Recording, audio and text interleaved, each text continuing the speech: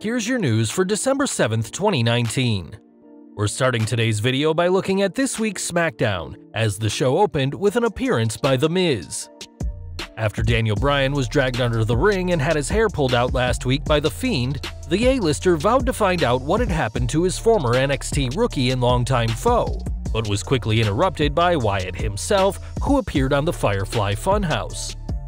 The Universal Champion suggested that though Bryan agreed to a rematch between the two, that the Yes Man may not even make it to TLC, and instead focused his wicked mind games on The Miz, holding up a picture of the A-lister's wife Maurice and their children to goad the SmackDown superstar. Of course, this led to Miz hunting the demonic champion down, and after calling his wife to lock their house, quickly said he was leaving the arena to make sure they're safe. In our first match of the night, Mandy Rose took on Alexa Bliss, and this match saw the SmackDown debut of referee Jessica Karr. The first female ref in SmackDown history, Karr performed excellently in the role thanks to her years in NXT, and the match saw Bliss get the win after Twisted Bliss. Backstage, Drake Maverick asked Dana Brooke about her upcoming date with Batista, and even asked what the 6'3" multi-millionaire former world champion Marvel movie megastar has that Maverick doesn't. We're not quite sure if Maverick was ready to hear the answer, but before Brooke had the chance to respond, Elias appeared to deliver her answer via song. In a very no-PG line, The Living Truth suggested that the only action Maverick gets is with lotion and tissues, and after Elias had a line about Drake's wife Renee jumping into Elias's bed, that proved to be a step too far. Coming back from commercial, Maverick was in the ring and called out the singer-songwriter for a fight, and Elias was more than happy to oblige with Brooke by his side. Giving Drake a spanking and a punt up his boot, Elias finished the humiliation off with his finisher before allowing Brooke to get the pin in this unsanctioned contest. Backstage, Miz was still getting ready to leave when he saw a strange room and kicked his way in, only to be blindsided by Wyatt, who mocked him with another picture of the Mizannins. Interestingly, this wasn't the Fiend who attacked Miz, but it was the sweater-wearing Wyatt, who hit him with his sister Abigail to finish him off and took the picture as his trophy. Back from commercial, and it was Fatal 4-Way Tag Team Elimination match action, as the Lucha House Party faced Heavy Machinery, The Revival, and Mustafa Ali and Shorty G. A match with huge stakes on the line, all four teams battled for a chance at the SmackDown Tag Team titles, and it was ultimately the team of Dash and Dawson who'd emerge victorious. With The Revival and The New Day scheduled for TLC, this is a match fans have seen plenty of times in the past few months, so hopefully the four men involved can bring something new to the table. On commentary, Michael Cole hyped up the return of CM Punk to WWE backstage next week, and we also saw another hype package for Sheamus after the former World Heavyweight Champion has been out of action for almost a year. Back in the ring, Lacey Evans was making her entrance, and it didn't take long for the sassy Southern Belle to defeat local competitor Haley Jones. What happened post-match, though, is what got folks talking, as Sasha Banks appeared to run Evans down, but quickly got schooled by the former Marine. After Evans feigned a punch, the boss fell down in anticipation to much laughter from the crowd, though these smiles were gone when Bayley ambushed the Southern Belle, leading to the 2-on-1 double team and the former tag champions standing tall. On commentary, Cole revealed that Miz vs. Wyatt had been made official for TLC, but didn't mention whether the Universal title was on the line or if there was any special stipulation to the contest. In addition to that, it was also announced that Roman Reigns will face King Corbin in a TLC match, though it's more than a bit worrying when your first matches announced for a pay-per-view are made clear just 9 days before the show is supposed to happen. Speaking of the big dog, it was now time for the main event as Roman Reigns took on Dolph Ziggler in the show's finale. A finger to the eye quickly gave the show off the advantage, but after a comeback by the big dog, King Corbin was carried in on his throne to watch the rest. Coming back from commercial, and Reigns made quick work of Ziggler, pinning him after a spear to get the win. Fans watching live will have noticed that there was plenty of time left in the broadcast, and that was for good reason, as soon as Reigns won, the men who carried the King to the ring ambushed the former Universal Champion. Overwhelmed by the eventual numbers game, Roman got beat down by the combined 6 other men, and even had his wrists handcuffed to the ring post.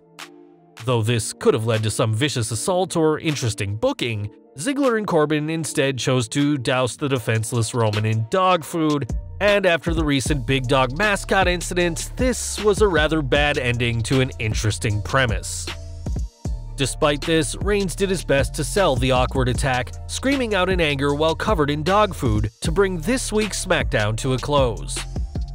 On the whole, this week's SmackDown was fine enough, with special mentions going to the Miz and Wyatt segments that felt straight out of a horror movie, as well as Jessica Karr, who did exceptionally well under the much bigger audience. It was also nice to see the WWE finally build towards next Sunday's TLC pay-per-view, but with the awkward ending, as well as fans getting the New Day and Revival again, this week's SmackDown won't be saved in anyone's DVR anytime soon. While SmackDown may have been something of a mixed show, spare a thought for AEW star Joey Janella, who almost got in trouble with someone taking his idea. As we all know, the world of professional wrestling is a creative place, and when you've got a good nickname for yourself, you'll want to protect it, especially when the biggest wrestling promotion in the world tries to get their hands on it. In recent weeks, WWE has referred to Rusev as the Bad Boy, using the moniker at both Starrcade and Raw. But what some fans may not know is that Janella has been using the name for quite some time.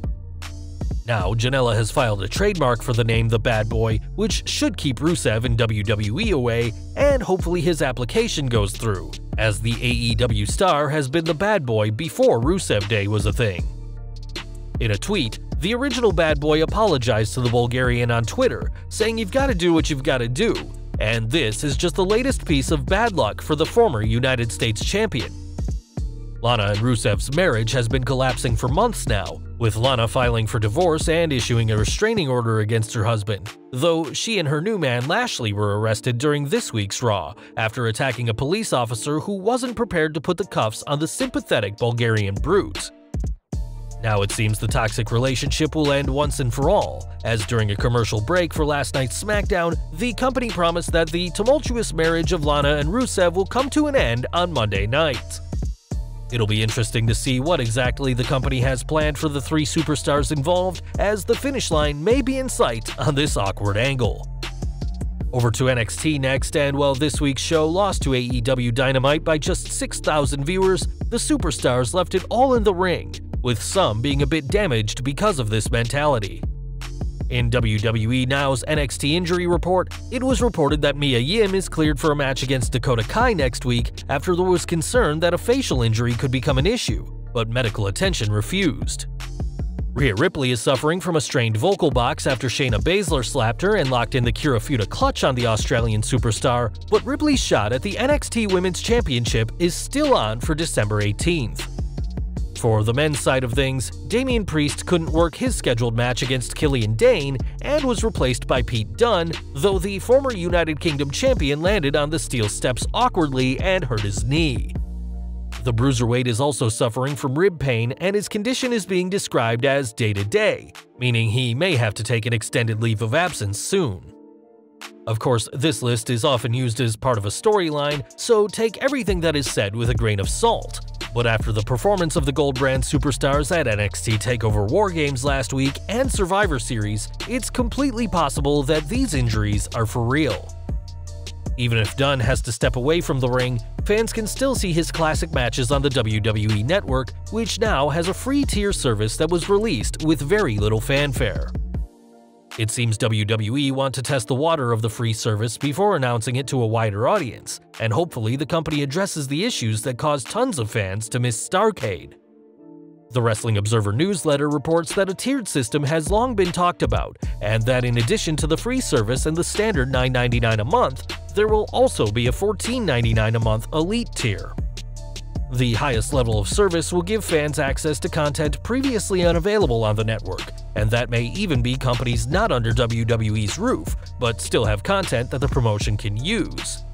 The report reads, "The idea has been to do a three-tiered network, with a free tier, the $9.99 tier, and a $14.99 tier, which should be launched early next year and would feature content from Evolve, Progress, WXW, and perhaps other promotions for early next year." There have even been rumors of a cheaper but not free version of the network, which would provide much of the same standard of service, but would also include commercials to make up for the price, which would be less than $9.99 a month. We'll have to wait and see just how much content from other companies the WWE decides to use, as they could certainly stream from plenty of libraries, ranging from CZW to Puerto Rico's WWC. A lot of fans might be really excited about Evolve, Progress, and WXW as well, but for now, we'll just have to wait for this change. Arguably the biggest change to WWE content distribution since the network was launched nearly 6 years ago to be announced. And finally today, we're heading back to Monday Night Raw, as the WWE can sometimes make changes to an episode up until the show starts. This week was seemingly no different, as this week's show underwent some big changes according to Loose Lips backstage. The Reddit user has nailed several stories in recent memory, most recently revealing the Lana and Lashley arrest several hours before it happened on Monday Night Raw, as well as having an impressive track record for announcing stuff ahead of time before that. Now the account has said that there were no plans for Randy Orton to be in the main event of Raw, stating, "There were no plans for Orton to officially be a part of this match. Original script had same 6 men in the match, just a different finish. Original was Orton interfering during the match and giving Styles an RKO, which led to Mysterio pinning Styles for the win. Then Orton would give RKOs to Anderson and Gallows." It seems the company is building towards something big at TLC, and with the show scheduled for next Sunday, fans won't have long to wait to see what happens. But what do you think about this angle? Do you want to see Styles and Orton face off at TLC? And if so, what kind of match should it be? Leave your opinions in the comments below, and as always, thank you for watching.